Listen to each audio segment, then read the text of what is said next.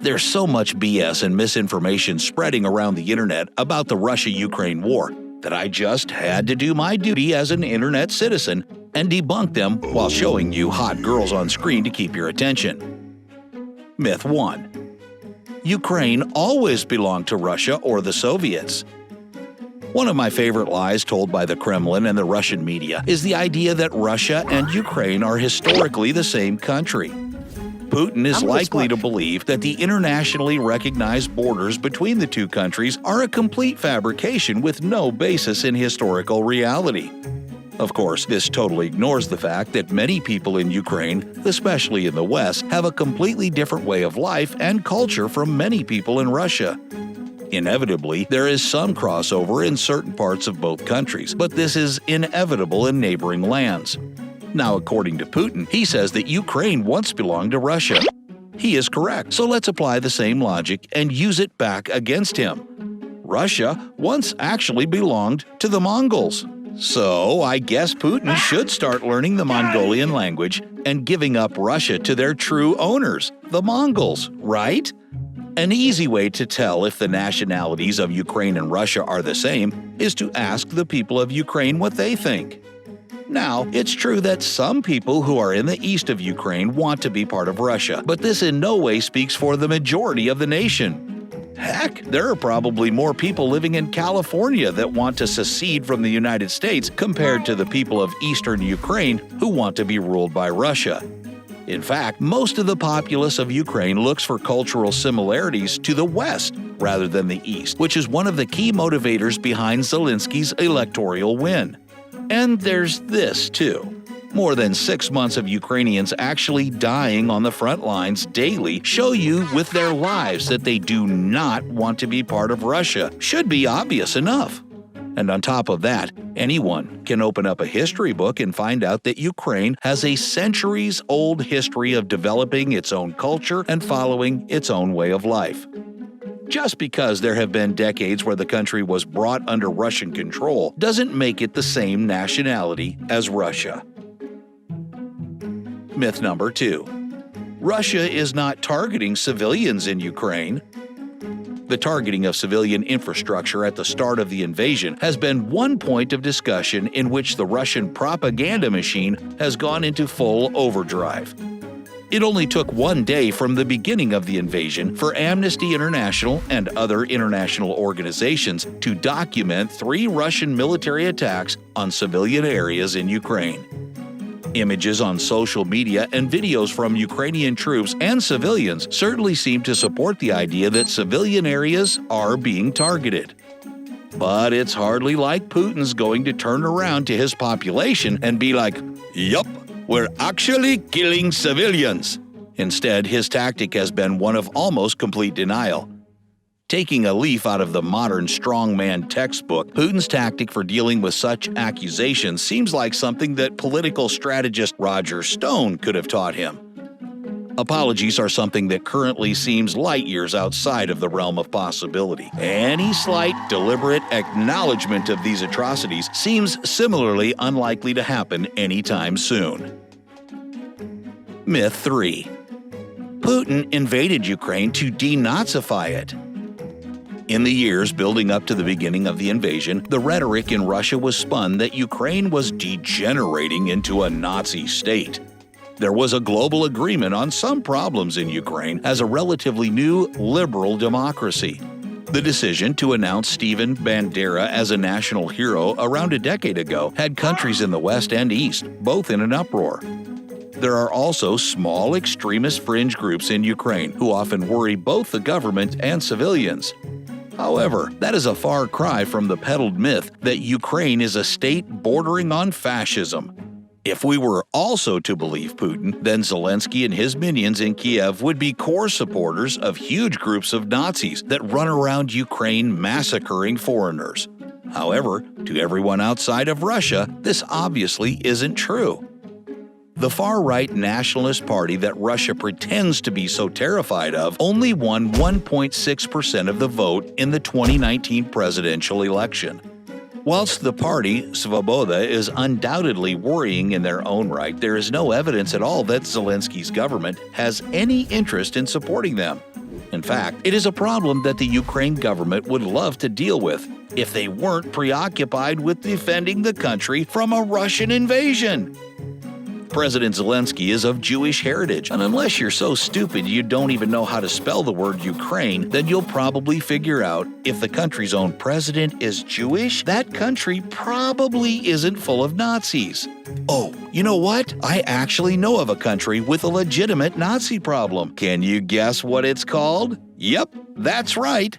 It's Russia! If Putin really cared about fighting Nazis, he would do something about the dire far-right situation already in his own country. For Russian armies to march into Ukraine to supposedly denazify the country when their own parliament is filled with so many extremists is hypocrisy at its finest. If the Russian army was really interested in taking out Nazis, it would start by knocking on some of the politicians' doors in Moscow. Putin likes this lie because it makes it seem like Ukraine didn't have a Nazi problem when Russia supposedly made the country and kept it under control. It makes it seem like Nazis cropped up when Ukraine was given its independence. Any attempts to compare the defeat of the Nazis with invading Ukraine is nothing but an absolute joke. This myth plays on Russian nostalgia and patriotism, but the list of similarities between modern Ukraine and Nazi Germany is basically empty. Almost no one in Europe wants Russia to save anyone from this supposed Nazi threat. In fact, there are more people who are worried about being saved from Russia itself. Myth number 4. Ukraine didn't exist until it was created by Communist Russia. If the Kremlin wrote the history books, then we'd all think that Ukraine was entirely created by Communist Russia. The fact of the matter is, Ukraine wasn't created by Communist Russia at all. What is true is that in Ukraine's long history, it has had a tough time with its larger neighbor to the east, and there have been times when it has fallen under Russian control. However, Ukrainian history goes back far longer than the Russian Revolution and even before the birth of Karl Marx. Let's use super basic logic here that even hot bimbos understand. If Ukraine first popped into existence under Communist Russia, then it wouldn't have so much which can be clearly viewed as separate from that in Russia. Russia and Ukraine both have an individual history, which is intermingled in many ways, but goes back over 1,000 years. No one who has ever read a history book can truly claim that Russia created Ukraine just a century ago. Myth number 5. The Russian people do not support Putin's war in Ukraine. Many people in the West live under the optimistic dream that the Russian government lies will eventually fall apart in Russia and the country's civilians will soon stand up to overthrow Putin and bring peace to Eastern Europe. Unfortunately, those who think that will happen anytime soon are going to end up waiting for a very long time. Whether by accident or design, Western media has many people believing that Putin is an unpopular figure in Russia. In reality, the Kremlin strongman receives widespread support from all across Russia. The myths that he peddles, of course, play a big part in his high approval rates. If Russian people were to hear the other side of the story more often, there is no doubt that there would be a lot more people grumbling against the longtime ruler. Myth number 6. Putin will lose power any minute now. The war in Ukraine has now been going on for months, and despite the huge economic suffering that Russia has incurred, the Russian people are still yet to mobilize against Putin on a significant scale. That's because Putin started the war with the knowledge that his hold on power is very strong. On top of the widespread support that he receives from his population, Putin also knows he can clamp down quickly on those who speak out against him. It is dangerous for people in Europe to believe that Russia's government is going to overthrow itself. If that is what the West is waiting for before escalating their support for Ukraine, then Kiev could easily end up falling to Russia.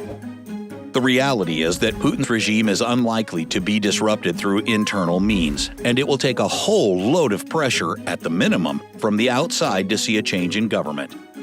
One of the things that help maintain the domestic support for Putin in this time of war is the widespread patriotism that still lingers from the Second World War.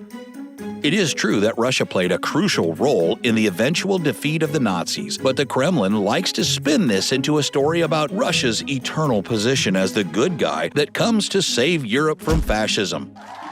According to Russia's propaganda, it was the Soviets who took on Nazi Germany Rambo style and single-handedly defeated Hitler.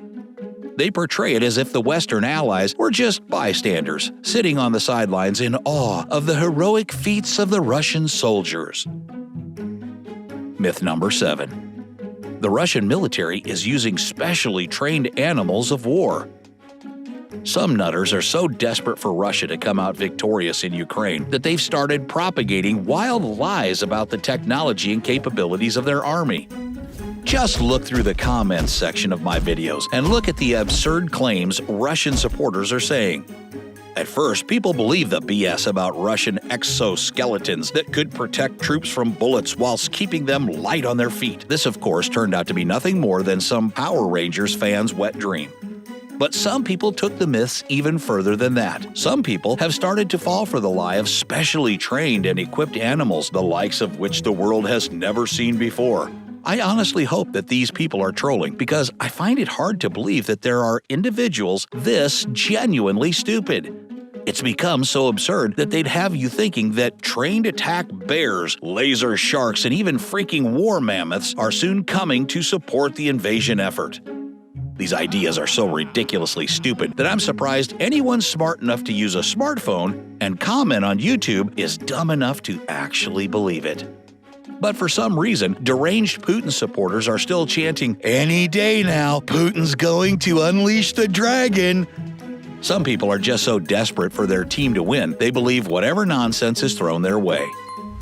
It should go without saying that the Russian army has shown no ability or even intention of armoring huge predators or reviving extinct mammoths.